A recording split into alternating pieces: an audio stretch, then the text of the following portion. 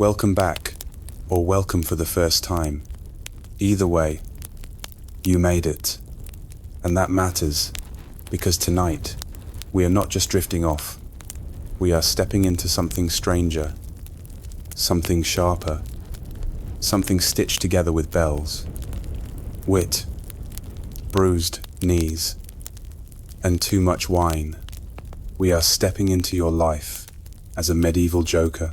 But before we tumble headfirst into the absurd, just a moment to ask softly, kindly, and without pressure, if you really like what I do, if this space has become a quiet part of your night, please consider becoming a member of the channel by subscribing. I make special videos for my royal members every week. It helps keep the fire burning, keeps the words flowing, and most of all, it tells me you're out there listening, breathing, coming back. Don't forget to comment what are you doing right now and what time it is for you. Now, on with the story. The first thing you need to know is this. You are not normal. Not in this world. You were never meant to be. You were born at the wrong hour with the wrong laugh, and the right kind of chaos in your blood. You learned early that the world does not reward stillness in people like you. It rewards movement, words, tricks, and you learned how to survive with both. You are a joker, or fool if you like the older term. Not the fool who doesn't know better, the fool who knows too much and hides it behind a grin. You live in a castle, not yours, never. But you move through it like you own it. From the kitchen to the stables to the high stone hall, where the king himself slumps in a chair that cost more than your entire family line. And you stand before him, bells on your ankles, motley on your back, and you do what no one else can. You make him laugh, and sometimes you make him think. It is a dangerous job. Make no mistake. One wrong joke, and you're in the stocks. One wrong truth, and you're in the river. But if you do it right, if you dance just close enough to the fire without falling in, you become untouchable. That is your power. You eat better than the guards. You know more secrets than the scribes. You hear the whispers of the court and turn them into punchlines. You see the world as it is and offer it back in riddles. You wake in a small chamber beneath the kitchen stairs. Your bed is straw, but your dreams are velvet. You wear a cap with 2 horns stitched in. Not devil horns, not kite, just enough to remind people you are not to be trusted. And yet they trust you more than the priests. Because when you laugh, they feel safe. And when you stop laughing, they pay attention. Your tools are simple. A lute with 2 strings left. A dagger that no one knows you carry. A pouch of chalk for drawing faces on the wall. A mirror that does not lie. You carry all of them like weapons. Because in this life, your words are armor and your silence sharper than any sword. Today, the court is restless. A visiting lord has arrived. He smells like old coin and new arrogance. You have already crafted 3 jokes about his hat, 2 about his horse, and 1 about the sound he made climbing off it. You will wait until just the right moment to use them, because timing is everything, and you are a master of time. So eat your bread, tea your bells, stretch your smile. The curtain is about to rise, and they are all watching. The court smells like sweat and incense, a mix of spilled wine, polished boots, and candles that have burned too long. The king is already seated, slouched sideways in his heavy chair, bored before the feast has even started. His eyes skim the room like a man looking for something to hate. You stand just to the left of him, where the light catches your bells, but not your face. That is how you like it. Always half seen. always on the edge of notice. The new lord struts in. He has too many rings, and not enough neck. His tunic is stitched with silver thread, and his eyebrows are drawn too high, like they are trying to escape his face altogether. You smile, not with your mouth, but with your posture, the way your knee turns slightly, with the way your head tilts like the man is already a punchline. You speak before anyone else can. You say something about how even his horse looked embarrassed to carry him. The court laughs. Not too loud, just enough. The king grins sideways. He does not laugh unless it hurts someone. You are safe for now. Your job tonight is not just to amuse. It is to distract. There are too many tensions in the room. A new tax passed. Our cousin executed. Someone whispered that the queen no longer sleeps alone. You feel it all in the way people chew, in the way they lift their goblets. Too slow, too cautious. You know tension like a blind man knows touch, and you know how to cut through it. So you, though, you sing badly on purpose, a song about a goose who became a bishop and refused to give up his feathers. People laugh harder. The goose is clearly the archbishop. He hears the joke and turns red. But he does not speak, because if he does, you will have a second verse. You are not cruel. You are accurate. That is what makes you dangerous. And you let the quiet press in, because being a joker is not just performance. It is endurance. And you are tired in a way that laughter can no longer mask. You pull out the book, not one of parchment and ink, a book made of wood shavings, charcoal, and pressed petals. One page for each day you kept your head. One line per truth you managed to say without punishment. You add another line now. Sharp and dark. It curves into a question. One only you will ever read. Was it worth today? You do not answer. You never do. There are voices in the corridor. A maid whispering to a guard. The clink of a wine flask being passed too close to a torch. You listen. Always listening. That is what keeps you useful. That is what makes you dangerous. You know who loves who owes coin, who wants the throne, but not the crown. You know it all. And you carry it with the grace of a juggler, never letting a single piece fall too hard. Your boots are still damp from pacing the flagstones, your hands stained from ink and soot. But your mind is clear. You remember every face in the hall, every shift in posture, every moment someone laughed too loud, or not at all. You reach for the pouch, hidden behind the stone inside. Dogons. Not gold, not silver, but proof. A broken ring, a lock of hair, a list of names. These are your savings, your leverage, your retirement plan. If the king ever decides your jokes bite too close, you do not smile now. You do not need to. The candle flickers, the rats rustle, and you let the night do what it does best, cover the truth in shadows until morning, when you will put the cap back on, ring the bells once, and grin like none of this matters. Morning begins not with sunlight, but with shouting, the kind that bounces down stone corridors and lands like cold water on your spine. Someone is angry, someone important. That means your day has started. You roll from your pallet, wash your face with water, so cold, it stings, and grab the cap. The bells do not jingle today. You tied them with linen. A quiet gesture is more dangerous than a loud one. And today, you need to listen before you speak.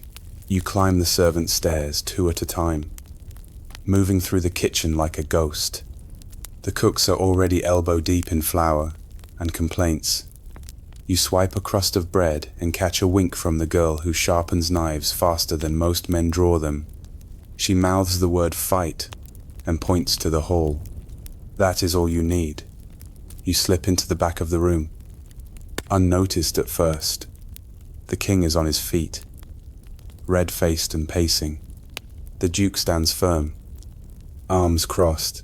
Words are flying about coin, land, what was promised and never delivered. The queen watches from her seat like a woman counting breaths instead of threats. The others are frozen. No one there is speak. And then they see you. You walk in slowly, exaggerating your steps. One hand on your chest, like the sheer tension in the room has given you a fainting spell. The moment cracks. A few nervous chuckles break out. The king narrows his eyes. But he does not stop you. He never does. You bow low. Not respectful, performative. Like a man greeting a stage. Not a throne. You clear your throat and deliver a line about how the duke must be trying a new diet. Cutting out honor altogether. A few more laughs. Even the queen smirks. The duke glares. Perfect. You follow with a tale about two farmers arguing over whose pig can read Latin.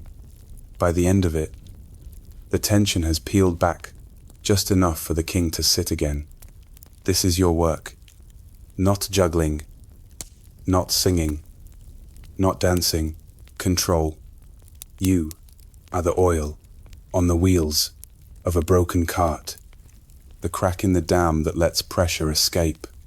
You finish with a bow so deep your cap brushes the floor. The king waves you off like a man brushing away smoke. But his anger is cooled. The court exhales. The fight is postponed. As you exit, someone tosses a coin at your feet. You do not pick it up. You do not dance for copper. You survive. You step back into the corridor, the door shutting behind you like a sigh, too tired to slam. Your shoulders drop. You roll your neck. That kind of performance costs more than coin. It drains something quieter, something no one claps for, but you know it was worth it. The king did not explode. The duke did not storm off. That is a win in this castle. That is the kind of peace people pray for. You walk past a maid carrying a tray of spiced milk. She nods. A subtle thank you. No one speaks it aloud. But they all know the jester saved the room today. You climb the northern tower, steps out of view. There is a place up top where no one follows you. A little nook behind the bell wall where wind always finds you first. You sit there now, legs crossed, cap off, staring out over the frozen trees. It is your only high ground. The rest of your life is spent in corners, under tables, behind laughter. From here, you can see the village, thin smoke rising from low roofs, a few animals moving slow, people already working. You used to live down there, before someone saw your sharp tongue and sharper eyes, and decided you would serve better among nobility than among mud. They were half right. You are the one who knows everyone's secrets, but never hears their prayers. You walk through the castle after wine is poured, after the guards have eaten, after the fire has turned from flame to ember, and you are alone not by accident, by design. You pass the chapel, empty now, the smell of wax and stone. You do not go in, never do. You once made a joke about the priest's sermons being shorter than his temper and got locked in a cellar for 3 days. You still have the scar where the rat bit your ankle. You prefer your own religion now. Observation, timing, survival. You reach the courtyard.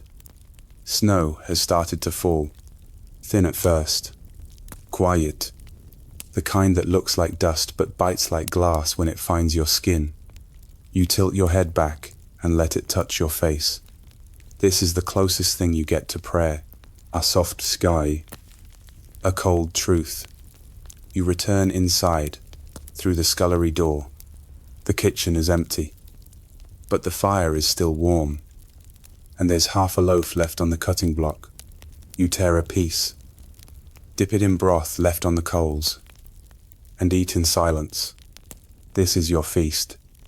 You remember a time when your laughter came easy, when you were a child, slipping through markets, mocking vendors for their bruised fruit and crooked scales. People laughed then too, but the stakes were lower. You could disappear into the alley. Now if you vanish, someone will notice, and they will fill your silence with worse. You sleep in the same clothes, the bells muffled, the dagger under the blanket pressed against your hip. It is not for killing, not unless it must be. You wake to footsteps, heavy, not guards, servants, someone important. You sit up before they knock. A page parlor, young, staring like he's seen a ghost, wearing your smile. The Queen wants you. Now you do not ask why the Queen wants you. You never ask. Questions are the privilege of people who do not rely on timing for survival. So you follow through hallways still damp with night, past windows crusted with frost, past portraits of people who never laughed and meant to. The page says nothing. He walks too fast. That tells you enough. The Queen is alone in the solar. No ladies. No guards. Just her and a candle so low, its flame dances like it's trying to leave. She is standing. That is never good. She is holding a piece of parchment. Worse, she does not offer a seat. Worst, you bow not deeply, just enough to acknowledge that you know your role and are willing to perform it. She says nothing for a while, then she reads the note. Not to you, to the room, to the silence. It is a short verse, clever, biting, not yours, but it sounds like it could have been. That is the danger of being a jester. Eventually, everyone starts hearing your voice in words you never said. The verse is about her brother, about the war, coin lost, and the men sent to die for a cause no one remembers. It is brutal and true. She asks if it was you. You say no. You do not explain. She watches your face, the way a hawk watches something smaller than its hunger. Then she nods once. Slow, not belief or disbelief, just calculation. She says it must not be traced to you, which means she believes you said it, which means she believes it was too good not to come from your mouth, which means your reputation has started to feed itself even when you are not trying. That is power and danger. She gives you the note, tells you to burn it, not in the hearth, in the courtyard, publicly, where people will see you, where people will assume you wrote it and are now being punished. You nod again, because this too is part of the mask. You leave with the note in your hand and 20 eyes on your back. By the time you reach the courtyard, the sun has not yet risen. You light the torch. You hold the page. Burn it. But you memorize every word before it turns to ash. Because someone else wrote what you could not. And that means you are not alone. She does not speak at first. She never does. She moves like someone used to having her weight considered, not just her presence, her silence, her choices, her absence. That too is part of her rule. You do not bow. You already did that today. This moment does not belong to the throne. It belongs to something older than protocol. She sits on the low stool by the fire, folds her hands in her lap, and watches the flames like they might speak before she does. You sit across from her, legs crossed, shoulders loose but alert. You do not joke. Not here. Not yet. She finally speaks. The voice is softer than usual. Without the iron it wears in daylight, she tells you someone is moving against her. Not with blades, with rumors. Notes. Clever poems tucked into corners. Spoken aloud by people who laugh too quickly after. It is spreading, and she needs someone who can move without drawing blood. Someone who can echo what must be said and bury what must not. She does not say the word assassin. She does not have to. In this world, information is its own blade. She wants you to handle it. You ask one question, not who. You already know the names. You ask, how loud do you want it to be? She does not smile, but something flickers behind her eyes. A warmth that knows it is dangerous to be seen. She stuns. She says nothing else. Leaves. And you are alone again. But the room still feels like her. You lie back on the straw, stare at the stone ceiling, and count backwards from 50. This is how you train your nerves when the act is about to begin. You are not afraid. Not anymore. You are too far into the role for fear. Now you only feel movement, the way the world shifts around your words. You remember every line from the poem she read. You replay it in your mind, not for meaning, but for rhythm. The rhythm is everything. People will believe anything if it rhymes. You sit up, pull out the list you started last winter. It is short. 3 names. Now it will be longer, not because you want it to be, because this is what a jester does when the crown whispers truth in the dark and dares you to laugh about it later. You do not act right away. That is how fools get caught moving too quickly, chasing answers that have not fully bloomed. You spend the next day exactly as they expect you to, loitering in the great hall, balancing a spoon on your nose, making the young prince laugh so hard he nearly drops his goblet. It is a ridiculous bit. You sell it like it's the cleverest thing you've ever done. The king does not laugh. He rarely does anymore. But he watches. You can feel it. That is fine. Let him. Later, you make your way to the aviary, where the falconer keeps his birds and his secrets. You compliment his bird's posture.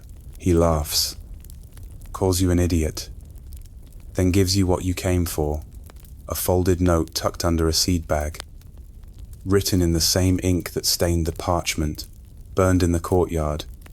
You thank him with a riddle about a chicken who became a prophet and predicted her own soup. He does not get the joke. That is fine. It is not for him. Back in your chamber, you lock the door, not because you need privacy, but because you need stillness. You unroll the note. No names, just a message.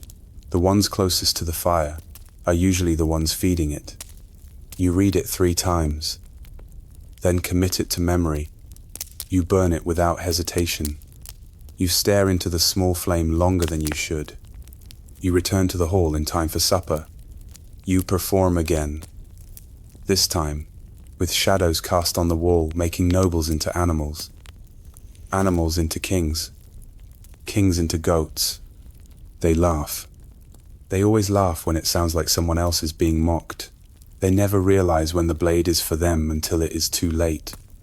You pass by the steward's table and leave a single plum on his plate. It means nothing. Everything. He will not sleep tonight. He will wonder if you know. You do. Later, as the castle falls into sleep, you slip through the kitchen, the cellar, and into the unused corridor behind the chapel. You carve one line into the wall with your dagger. Do not trust those who smile without lines. Tomorrow, someone will find it and begin to wonder who you meant. At dawn, you are already awake, sitting on the roof tiles above the west wing, watching the first thin smoke rise from the village below. The rooftops glitter with frost, and the river looks like it is holding its breath. You chew a strip of dried apple from the cook's lard and think through the day ahead. You have 3 names now, 1 confirmed, 1 suspected, 1 whispered. Each one has power. One smiles like a man who has never had to pay for it. You will change that, but not with poison, not blades. You will do what you were made to do. You will speak loud enough for the right people, quiet enough that no one can blame you outright. Someone always leans forward just before you say the thing they wish was not true. It is a pattern, soft as breath, that never fails. They shift, ever so slightly, as if they might still outrun the sentence before it lands. But it always lands. You sharpen your quill slowly, not because it is dull, but because rituals matter. They focus you. They remind your fingers what steadiness feels like. You dip it once, just enough ink to mean what you're about to say. Then, on the back of a wine label, torn from last night's bottle, you write a sentence. 1 you've been holding behind your teeth for days. Sometimes the crown does not fall. Sometimes it cracks from the inside. You set the bottle back on the table by your bed. It blends in with the others. Someone will find it tomorrow. Not you. You never go back to where you left truth. That is how you survive it. The bells ring earlier than they should. Not the slow, solemn call to prayer, nor the hungry clang for breakfast. A different tone, sharper, faster, hollow, the kind of bell that announces a ceremony no one prepared for. You rise. Not quickly. You never hurry. Hurrying implies guilt. Hurrying is for people who've done something wrong and aren't sure if they'll be forgiven. You dress in silence, motley soft from wear. Bells tied loose today, so they do not betray you. Your dagger slides easily into your boot, not because you expect to use it, because not carrying it would feel like going barefoot into a storm. You press your hands once to your cheeks, to remind yourself where your face begins. Then you open the door and step into air that already smells different. The hallway feels like someone exhaled and never breathed back in. Guards line the corridor, their eyes too still, hands too ready. At the corner, 2 whisper with the quiet tension of men rehearsing a fight. 1 taps the hilt of his blade like it owes him an answer. You nod to both, not warmly, not coldly, just enough for them to remember that you notice things, and that noticing is sometimes more dangerous than knowing. Your smile is the kind that means nothing. That is the trick. Smiles that mean something get you watched. Smiles that mean nothing get you ignored. You prefer being ignored until you're not. The great hall is half filled and loud in a way that makes you feel quieter. The king sits higher than he did yesterday. His posture is that of a man bracing against something only he can see. His hands press into his knees like he's steadying the whole realm by force. The queen is not beside him. That, more than anything, tells you the temperature of the morning. The court fidgets like a room full of candles, waiting for wind. The steward is still. The bishop won't stop shifting. You read the signs like others read scriptures. Someone has moved a piece. No one yet knows if it was the winning move or a mistake. You step forward, bow, with the kind of flourish that makes people unsure whether you're mocking them or blessing them. You ask if the king would like a tale before the day tumbles into memory. He waves you on, eyes elsewhere, so you begin. A rabbit, always a rabbit. Soft, harmless. This one tried to build a dam to stop a river. You spin the words slowly, like a weaver checking every thread. The dam grows tall. The river keeps rising. The metaphor becomes heavy enough that everyone knows it's not about rabbits or rivers. It's about wars, about someone in this room. But you do not point. You let the laughter protect you. Some laugh too loud, some too late. Those are the ones who understand and wish they didn't. When you finish, you bow low, letting your gaze sweep the floor like you might find absolution in the dust. The king doesn't look at you. He looks through you. That is worse. That means he's no longer listening to your words. He's listening to what you might become. After court, you walk slowly, not to avoid attention, but because haste feels dishonest. The walls are watching today. You can feel it in the chill behind the tapestries. You are almost to the solar when the boy finds you. He is no older than 13. In velvet too heavy for his shoulders. His face is pale with the kind of knowledge children shouldn't carry. He hands you a folded slip of cloth. Inside an old key. Iron. Small. Teeth worn. You recognize it. It opens a room that hasn't mattered in years. To in a wing. No one visits unless they need to forget what silence feels like. You ask who gave it to him. He shrugs. Says someone left it in his bed. Wrapped in a coin and your name. He doesn't ask questions. Smart boy. You wait until night to follow the message. The air is damp and tastes like secrets. Your bells are silent tonight. Tied still with strips of cloth. The doors remember how to groan when you touch them. You enter the chamber. It is empty, except for one thing, a single parchment on the floor. You bend slowly, not touching it. Just reading. 3 words. She knows everything. You do not pick it up. You do not need to. You already feel the weight of what it means. You lock the door again and walk slower than before. Not because of fear, because the board has changed. The game is no longer only yours. You do not sleep.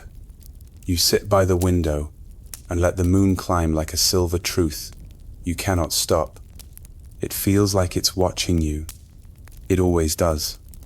You replay the words over and over.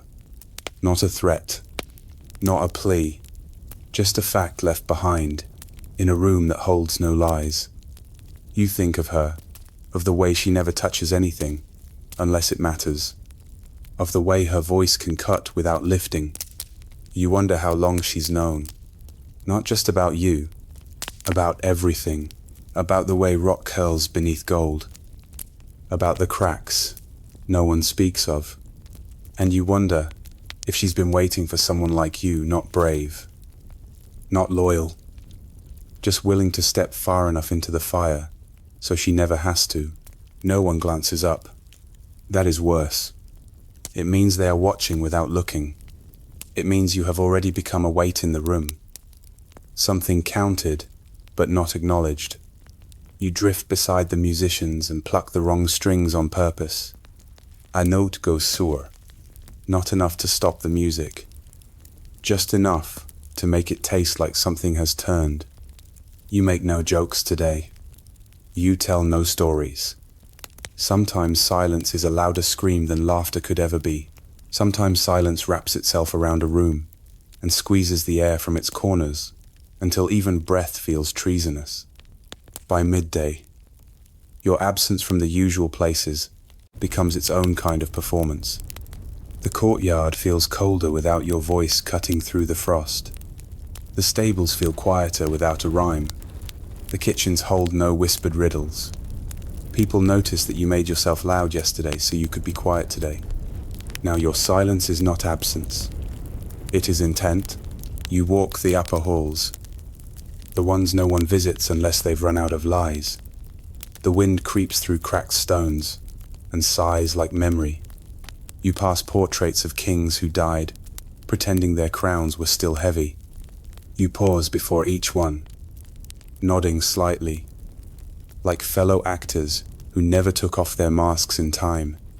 You wonder how many jesters stood beneath them, arms folded, mouths closed, waiting to say the thing that would shift the air, but never got the chance. You don't believe in ghosts, but you do believe in rooms that remember. You pass a guard by the west stairs. He flinches. Good. Let him. You say nothing. Only smile the way smoke curls from something not yet aflame. Let him wonder what you know. Let him imagine what you've written. Fear, after all, is not always a blade.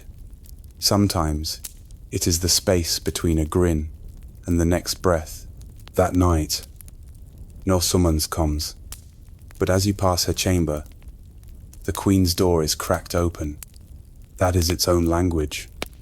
That is the kind of silence you answer. You step inside without knocking. She is there, barefoot by the fire, her face unpainted, her hair braided back like a widow who still sharpens her knives. She does not look up as you sit across from her. The flames crackle gently. Then she tosses a letter into them. It curls into ash. She says your name slowly. Like a spell, she isn't sure still works. You wait. She tells you that the king's mind is unraveling not loudly, not quickly, but enough. She says he forgets things now. Events, people, sometimes faces. Last night, she says, he called her by the wrong name. You ask what name. She looks you in the eye and says it was yours. You let the silence stretch, because there is nothing soft to put between that truth and your pulse.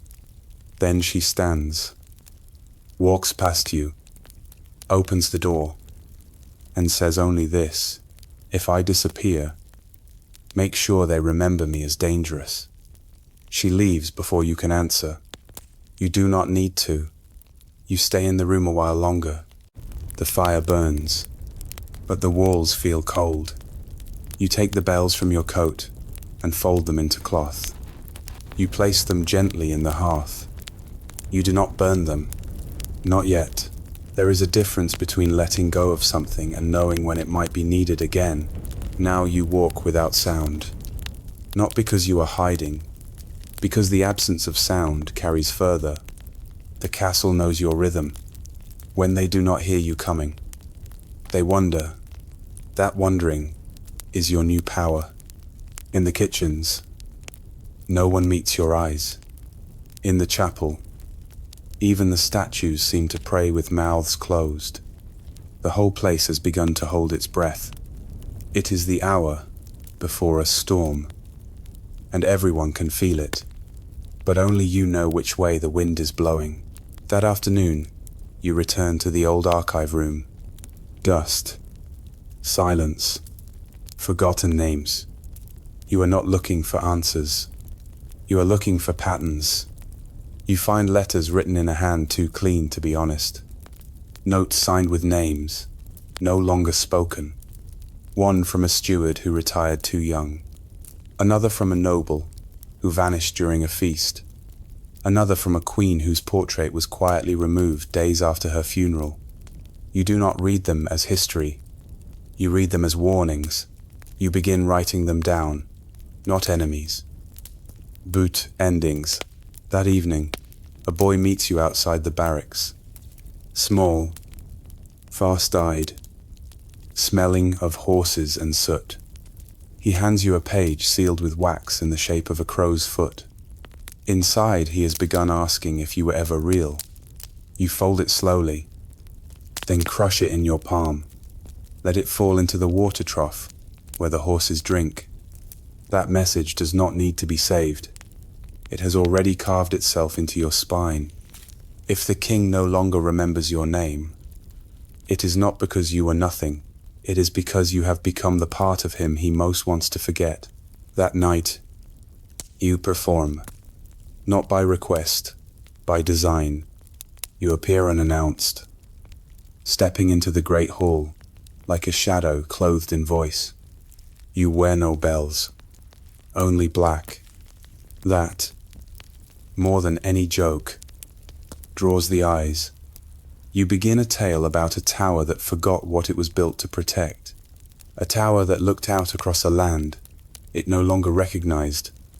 A tower that crumbled, not from siege, but from stone too tired to lie. They laugh. They always laugh. But not all of them. The queen does not.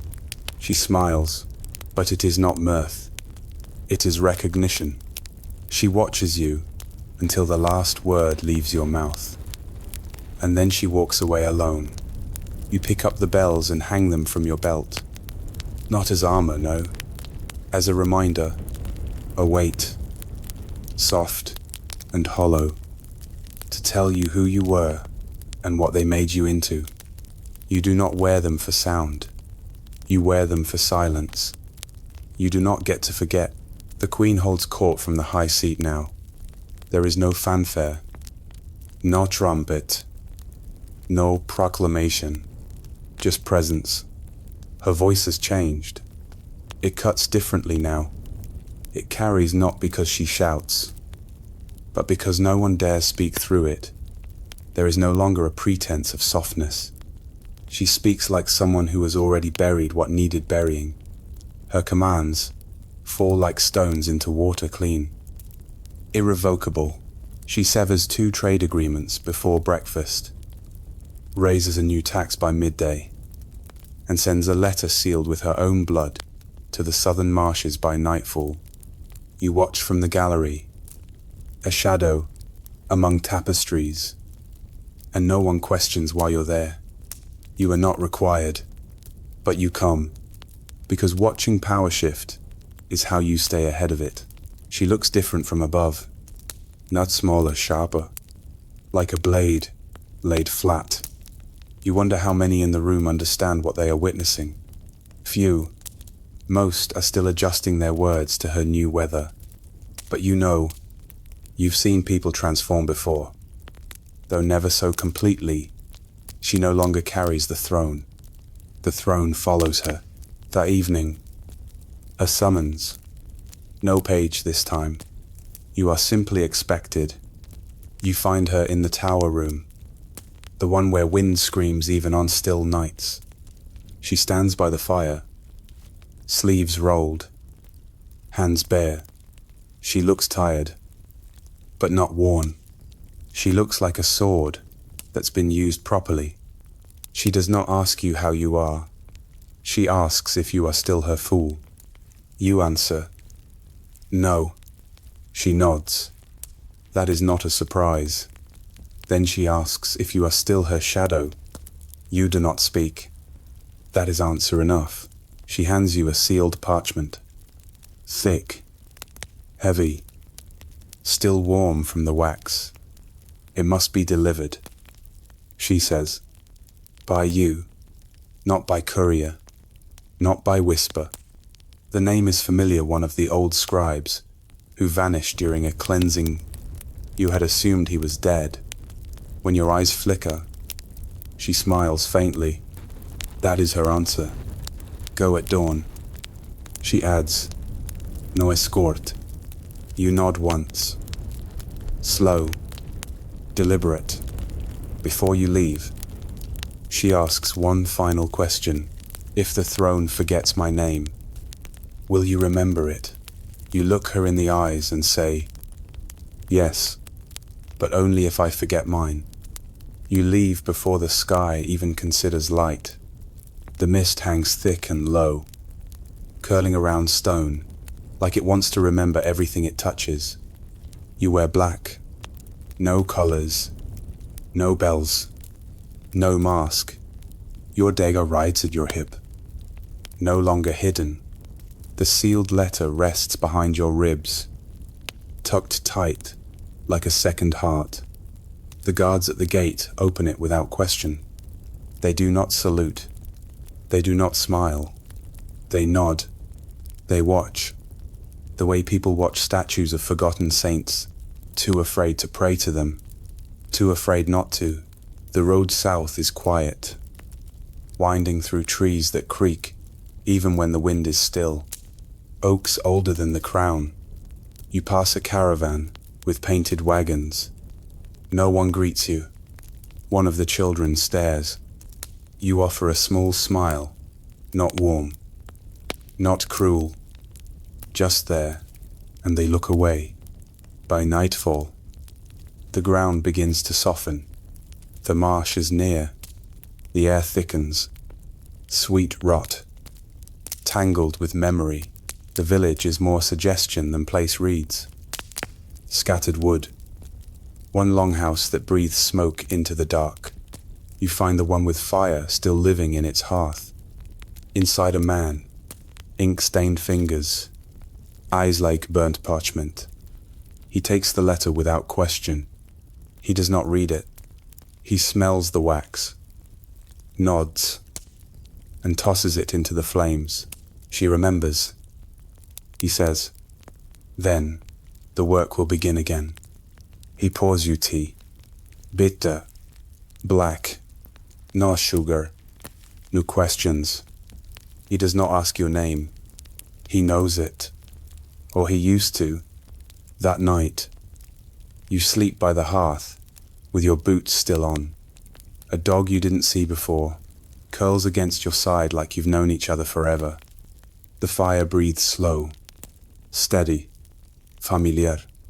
You dream of a throne made not from gold, but from torn pages and inked lies. A woman sits on it, her face half shadow, half firelight, and she whispers your name like a secret spell meant to outlive nations. You wake before dawn with the taste of ink still in your mouth. When you return to the castle, the gate opens slower, not from rust, from thought, from suspicion. You walk through it like fog unannounced, unwanted, unafraid. The guard captain nods, but does not meet your eye. He remembers something, or perhaps he's trying not to. You are no longer the jester in his mind. You are something else now, something that lived through what should have broken you. That makes people nervous. Inside, nothing has changed, and everything has. Doors open slower, voices lower. You walk the halls without sound, and yet the silence follows louder than any bell ever did.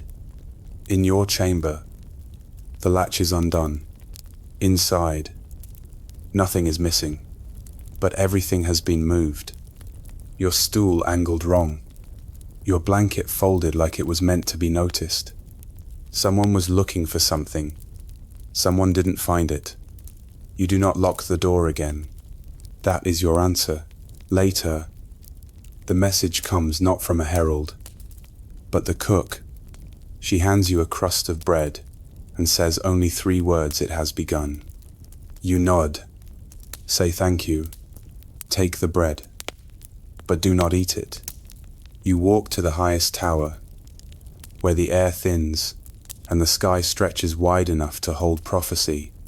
There, across the eastern road, you see banners, old banners, banners burned from history after the last rebellion. You are not surprised. You are not afraid. You are ready. She writes across parchment in long strokes, her hand steady, her eyes unreadable. You sit across the room, present only by design. You say nothing. That is part of the shape now. The stillness is deliberate. She writes not with fear, not with anger, but with precision. These are not letters. They are records, not replies, not requests. She is writing history before someone else can, and she is writing it in a voice that sounds suspiciously like yours. You recognize the cadence, the sharp turns of phrase. She has been listening longer than you realized. At one point, she looks up from the page and asks, "What do the Eastern Lords fear? More shame or laughter?" You do not answer. She does not expect you to. She just wanted to hear the silence. When she finishes, and she melts wax over the fold and seals it not with crest or sigil, but a simple ring, a burn mark. a scar against paper. She hands it to you and says, "Not to the court, not to the writers, to the one who never made it into the songs. The bastard son, the one who remembers too much, the one who still believes crowns should be earned. You leave at dusk. Always dusk now. It's the only hour that doesn't expect truth to wear a uniform. You travel light, dressed in black. No bells, no questions. The tower where he lives has no banners, no guards. He opens the door himself and sees you. He laughs once dry, hollow and sharp as old glass. So she remembers. He says, and you hand him the letter. He holds it to his chest for a long moment. He doesn't open it. Some messages aren't meant to be read, just carried. He pours 2 cups of bitter wine. You drink in silence. The next morning, the eastern banners are gone. No horn, no boy, no warning. One day, they are there, proud and defiant. The next, the fog lifts and the hills are bare. There are no explanations, and none are asked. The retreat is not a victory song. It is a door left ajar. The queen stands at the eastern window, hands on the sill, like she's bracing the whole horizon. You stand behind her, close enough to share breath, far enough to be forgotten by scribes. She does not speak. She watches the emptiness, not with relief, but with calculation, as if even quiet must be accounted for, as if peace, too, must wear a mask until it crumbles. You say nothing, neither does she, but in the hush between you, you both understand this was not triumph. This was delay. You do not defeat memory. You endure it, long enough to hand it to someone stronger. You leave the room first. She stays. You let her own the silence for once. Back in your chamber, the bells still sit folded on the stool, untouched for weeks. You lift one and tie it gently to your wrist. Not to perform, to remember. You shake it once. A single chime, soft. No one hears it but you. That is enough. In the courtyard, children play with sticks and cloaks. One wears a crown made of twine. One puts a bucket on his head and calls himself the fool. They laugh. They trip. They cheer for nothing. You stand in the archway and watch. The boy with the bucket stumbles, and the bell clinks too loud. They laugh louder. He bows, arms wide. You smile, just a little, then turn and walk away. In the chapel, the light filters down through dust, a golden hush across stone and ash. You sit on the same bench where once you burned a name. Now you carve another beneath it, smaller, hidden, not your own, hers, so small only the dust will ever find it. That is how you choose to honor her, quietly, where no eyes look. That night, the Queen summons court, not for battle, not for a decree, for a story. The realm, she says, has forgotten how to laugh. I want to remember. They turn to you. Of course they do. You step forward, wearing half a motley coat. One bell, swinging soft on your wrist, and you tell them a tale. A fool who wore silence like a crown. A queen who ruled without asking to be loved. A king who laughed too late. A realm that never knew the story was real, until the final page was already turning. They laugh. Not all, but enough. And when you bow, it is not for applause. It is for closure. The next morning, no one speaks of the tale. Not aloud, but they carry it in the way they walk. The nobles hesitate before they ask anything of you. The guards glance twice. Even the scribes write your name smaller now, but more carefully. That is how you know the story landed. Not in laughter, in hesitation, in the echo that lingers after the music ends. You spend the morning brushing the queen's mare. The strokes are long, gentle, rhythmic. The animal does not flinch when you move. She trusts you. There is something holy in being near, something that has never lied. She eats from your hand. She forgets your past. You envy her for that. You wonder what it would be like to live without memory, to be unburdened by silence.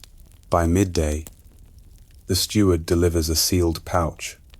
No ambling, just weight, inside old coins, heavy and unfamiliar, and a letter.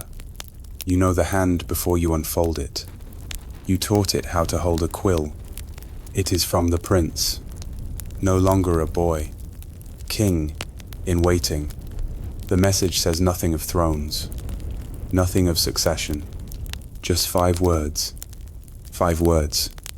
That is all the prince had written, but they land with more weight than letters meant for thrones. You hold them longer than expected, reread them once, then fold the parchment and place it in your sleeve, near your skin, close enough to echo when your heartbeat rises. One morning, a girl approaches you in the corridor, barefoot, wild-eyed, too young to be carrying the kind of silence that bends her shoulders. She says her brother is gone, darkened, not by war, not by illness, by someone important, someone above punishment.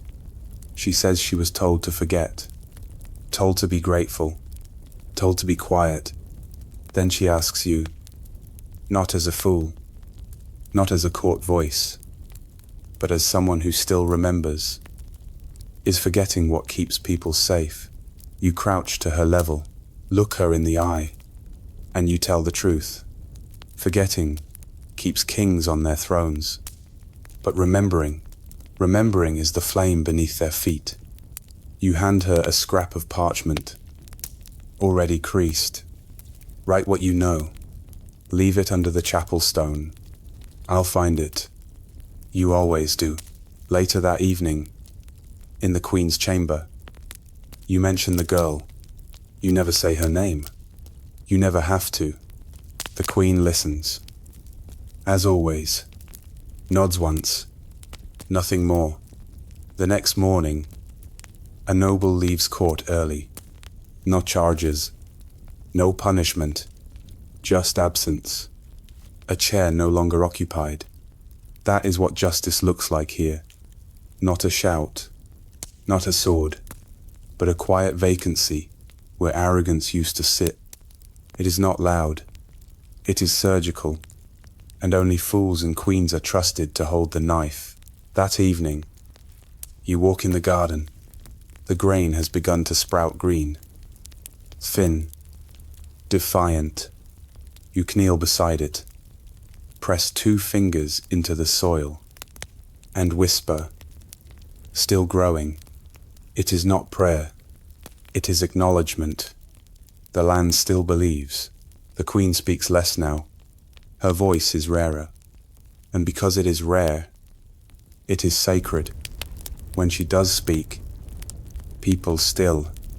They listen not just with their ears, but with the weight in their bones. You understand. You've lived inside silence long enough to recognize what happens when someone finally respects it. You see her on the outer wall at dusk, alone, cloak too thin, wind clawing at the stone. She does not notice the cold, or maybe she does, but refuses to grant it a name. Once, you walk beside her. You do not speak. She does not move away. That is enough. That is all the permission you need. After a long pause, she says, "The kingdom feels smaller." You say, "It always was." She smiles, just barely, just long enough for it to matter. The court softens. Voices rise slowly, carefully. They ask fewer questions. They weigh each word. That is your doing. Not because you lectured them, because you remained, because you became a question they can't quite answer. And that unsettles them more than anything you've ever said aloud. The prince, he's not crowned yet, asks to speak with you. Not in the throne room, in the kitchen, by the back gardens, in the places where truth walks without shoes. He asks what the people need. You say, to feel seen. He asks what the court fears. You say, being laughed at by someone who isn't afraid to die. Then he asks why you stayed. You think a long time before answering, because no one else would stay and remember it right. He doesn't ask again. One night, you sit on the edge of the tower and watch the last of the old banners come down. Not torn, not burned, folded, wrapped, tucked away. History preserved, not erased. That is progress. That is mercy with memory, not as ornament, not as danger, as the thing that stood between power and silence, and let both pass through without flinching. You sit in the last pew, the one farthest from the altar, your back straight, palms down on the wood, the way you once waited in the wings before a performance. But tonight, there are no lights, no crowd, just the echo of a truth that has already landed and chosen to stay.